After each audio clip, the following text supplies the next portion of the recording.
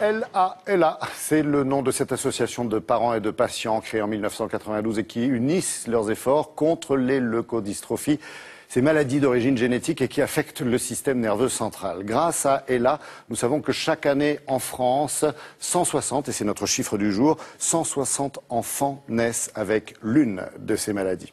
Afin de soutenir la recherche médicale, de renforcer son réseau d'aide et d'information, et surtout, j'allais dire, de sensibiliser l'opinion publique. Plusieurs artistes ou vedettes ont été sollicités, tout comme Zinedine Zidane, le parrain de ELA. Et puis, chaque année, il y a une dictée.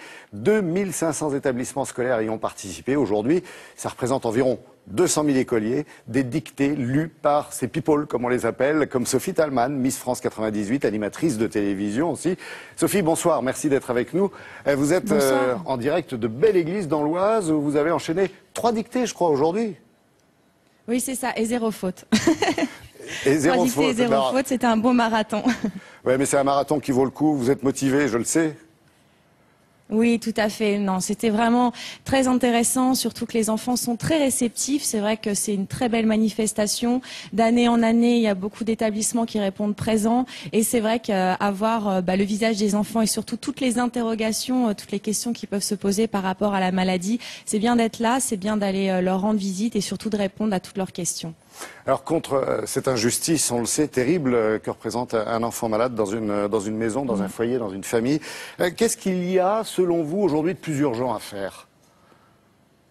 Je pense que ça sera toujours récolter suffisamment d'argent pour avancer dans la recherche, d'autant plus qu'aujourd'hui, par rapport à la création de l'association ELA, il y a des retombées très positives puisqu'on a la chance d'avancer dans les traitements.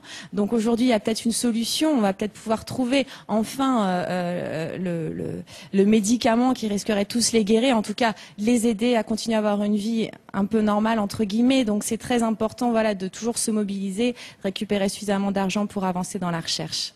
Vous connaissez des familles autour de vous qui ont été touchées par ce drame ? Personnellement, non, mais pour les avoir rencontrés, c'est vrai que ça fait maintenant 11 ans que je suis à leur côté. J'en ai vu des familles, j'ai vu des deuils aussi. Et c'est toujours très douloureux, très difficile. Et quand on pense qu'eux restent toujours très optimistes, et quitte à refaire encore un enfant, même en prenant le risque d'en avoir un atteint, c'est fabuleux, quoi. Moi, maintenant que je suis maman moi-même, c'est vrai que je vois les choses d'une autre manière aussi.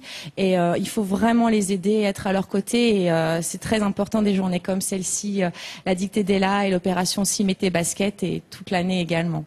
Merci pour ce témoignage, Sophie. 2 détails importants. Merci le à siège vous. de l'association, c'est à Nancy. Et vous, concernant Sophie, je tiens à signaler que vous venez de faire éditer 2 livres pour partager avec les jeunes, les plus jeunes, votre passion du cheval et de l'équitation. Merci pour eux, comme on dit. Le film ne sortira que le 14 octobre.